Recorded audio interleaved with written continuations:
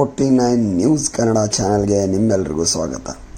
ನಾವಿವತ್ತು ದೇಗುಲಗಳ ದರ್ಶನದಲ್ಲಿ ಬೆಳಗಾವಿ ಜಿಲ್ಲೆ ಹುಕ್ಕೇರಿ ತಾಲೂಕಿನ ಬಡಕುಂದ್ರಿ ಗ್ರಾಮದಲ್ಲಿರುವ ಹೊಳೆಮ್ಮ ದೇವಿಯ ಒಂದು ದೈವ ದರ್ಶನವನ್ನು ನಾವಿವತ್ತು ನಿಮಗೆ ಮಾಡಿಸ್ತಾ ಇದ್ದೀವಿ. ಸುಂದರವಾದ ನಿಸರ್ಗದ ಅಡಿಯಲ್ಲಿ ಹರಿಯುವ ಹಿರಣ್ಯಕೇಶಿ ನದಿಯ ದಡದಲ್ಲಿಯೇ ಈ ಒಂದು ಸುಂದರವಾದ ಭವ್ಯವಾದ ಈ ಒಂದು ದೇವಾಲಯ ಇರುವುದು ಅದ್ಭುತ. ದೇವಾಲಯದ ಶಿಖರ ಹಾಗೂ ದೇವಾಲಯದ ಕಟ್ಟಡ ಚಾವಣಿಗಳು ಅತ್ಯಂತ ಇತಿಹಾಸಪೂರ್ಣವಾಗಿರುವುದು ಶ್ಲಾಘನೀಯ.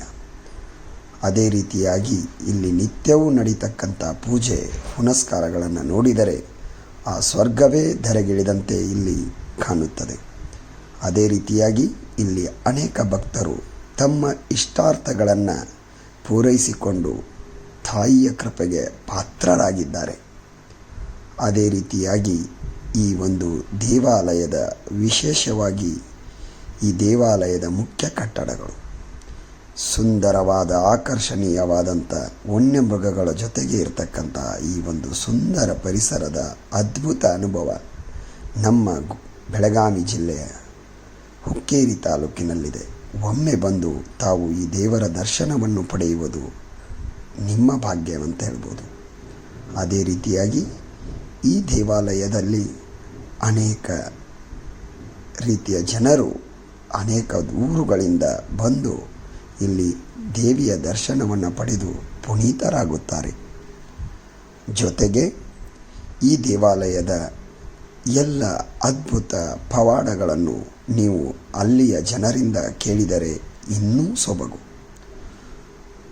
ಹಾಗಾದರೆ ಏಕೆ ತಡ ಮಾಡ್ತೀರಾ?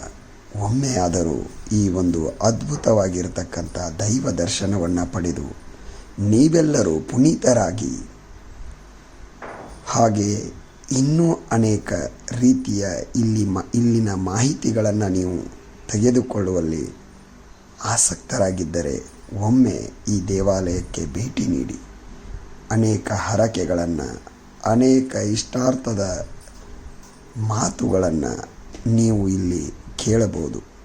ಅನೇಕ ಜನರ ಕಷ್ಟಗಳಿಗೆ ಸ್ಪಂದಿಸುವ ಆ ಮಹಾತಾಯಿ ನೆಲೆಸಿರುವ ಈ ಪುಣ್ಯ ಸ್ಥಳದಲ್ಲಿ ನೀವೊಂದು ದಿನ ಬಂದು ದರ್ಶನವನ್ನು ಪಡೆದರೆ ಪುನೀತರಾಗುವಿರಿ.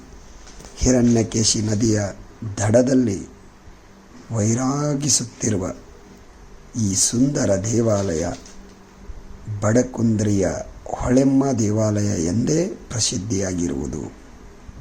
ಅದೇ ರೀತಿಯಾಗಿ ಐತಿಹಾಸಿಕ ಸ್ಥಳಗಳಲ್ಲಿ ಮುಂದೊಂದು ದಿನ ಸೇರಲಿರುವ ಈ ಒಂದು ದಿವ್ಯ ದರ್ಶನ ನಿಮಗಾಗಿ TV49 ನ್ಯೂಸ್ ಕನ್ನಡ ಇದು ಅದ್ಭುತವಾಗಿ ನಿಮ್ಮ ಮುಂದೆ ಇರಿಸುತ್ತಿದೆ. ಜೊತೆಗೆ ತುಂಬಿ ಹರಿಯುತ್ತಿರುವ ಹಿರಣ್ಯಕೇಶಿ ನದಿ ಸೊಬಗನ್ನು ನೋಡಲು ಎರಡು ಕಣ್ಣು ಸಾಲದು. ಅದೇ ರೀತಿಯಾಗಿ ಇಲ್ಲಿಯ ಜನರು ಕೂಡ ಈ ದೇವಿಯ ಮೇಲೆ ಇವತ್ತು ಬೆಳಗಾವಿ ಜಿಲ್ಲೆಯ ಹುಕ್ಕೇರಿ ತಾಲೂಕಿನ ಕ್ಷೇತ್ರ ಬಡಕುಂದ್ರಿ ಹೊಳೆಮ್ಮ ದೇವಸ್ಥಾನ ಇದು. ಈ ಕ್ಷೇತ್ರದಲ್ಲಿ ಪ್ರತಿ ಶುಕ್ರವಾರ, ಮಂಗಳವಾರ, ಅಮಾವಾಸ್ಯೆ, ಶ್ರಾವಣ, ನವರಾತ್ರಿ, ಭಾರತ ಹುಣ್ಣಿಮೆ ಸಾಕಷ್ಟು ಲಕ್ಷಾಂತರ ಭಕ್ತರು ಪ್ರತಿ ವರ್ಷಕ್ಕೊಮ್ಮೆ ಈ ದೇವರ ದರ್ಶನ ಪಡೆಯುವಂಥ ವಾಡಿಕೆ ಇದೆ. ಇಲ್ಲಿ ಪಕ್ಕದಲ್ಲಿ ಹಿರಣ್ಯಕೇಶಿ ನದಿ ಇರೋದರಿಂದ ಇಲ್ಲಿ ಸಾಕಷ್ಟು ಭಕ್ತಾದಿಗಳು ನದಿಯಲ್ಲಿ ಸ್ನಾನ ಮಾಡಿ ದೇವರಿಗೆ ಪೂಜೆ ನಮಸ್ಕಾರ ಹಾಕಿ ಹೂವು, ಭಂಡಾರ, ಉಪ್ಪ ಹಾಕೋದ್ರಿಂದ ಇಲ್ಲಿ ಮೈ ಮೇಲಿದ್ದಂಥ ಹುರುಕ, ಹುಣ್ಣ, ಪಕ್ಕಿ, ಕಚ್ಚ ಏನೋ ಇರ್ತಾವಲ್ಲ ಇವು ಆ ರೋಗಗಳು ವಾಸಿ ಆಗುತ್ತಾ ಒಂದು ವಾಡಿಕೆ ಮೊದಲಿನಿಂದಲೂ ಬಂದೈತಿ.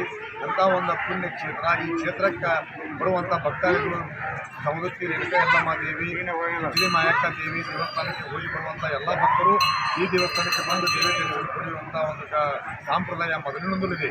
ಈ ದೇವಿಯ ಜಾತ್ರೆಯು ಪ್ರತಿ ವರ್ಷಕ್ಕೊಮ್ಮೆ ಭಾರತ ಹುಣ್ಣಿಮೆಗೆ ಸುಮಾರು 20 ದಿನಗಳವರೆಗೆ ದೊಡ್ಡ ಜಾತ್ರೆ ಜರುಗ್ತಾ ಇದೆ.